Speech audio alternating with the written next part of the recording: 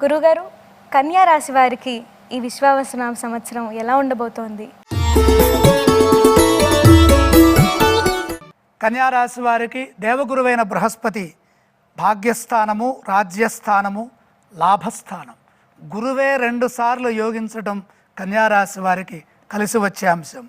సప్తమ స్థానగతుడైన శని అనుకూలించట్లేదు. 7, 6 రాసుల్లో రాహు సంచారం ఉన్నది. షష్ఠస్థాన రాహు యోగిస్తారు. జన్మ ద్వాదశ స్థానాల్లో కేతు సహకారం తక్కువగా ఉంది.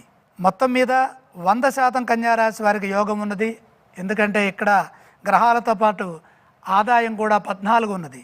అత్యధికమైన సంఖ్య, అత్యల్పమైన వ్యయము 2 కంటే తక్కువ వ్యయం లేదు. 14 కంటే మించిన ఆదాయ సంఖ్య లేదు.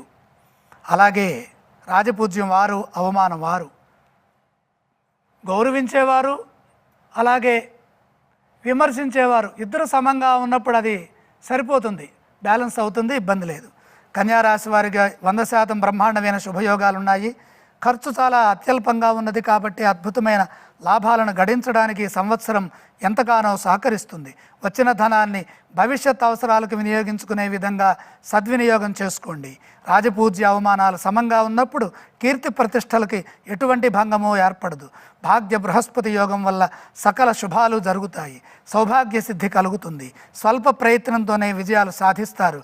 మంచి ఫలితాలు సాధించడానికి ఇది చక్కని సమయము.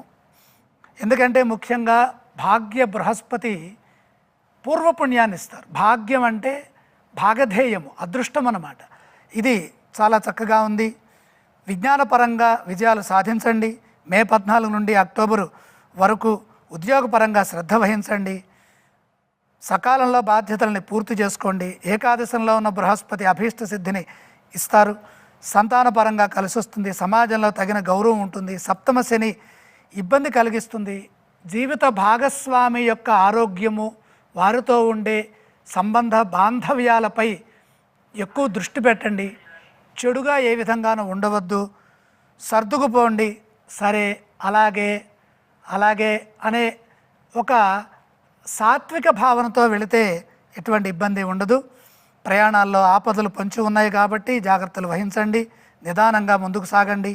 రాహు సప్తమంలో ఉన్నప్పుడు ఇబ్బందులు కలిగించినప్పటికీ ఆయన గుర్తు పెట్టుకొని షష్ఠంలోకి వచ్చిన తర్వాత అంటే మే 19 నుండి కన్యారాశి వారికి శుభాలను ఇస్తారు.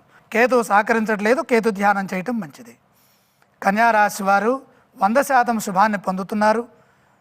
విద్యలో బాగా రాణిస్తారు. సాంకేతికంగా ఉన్నత శిఖరాలని అధిరోహిస్తారు.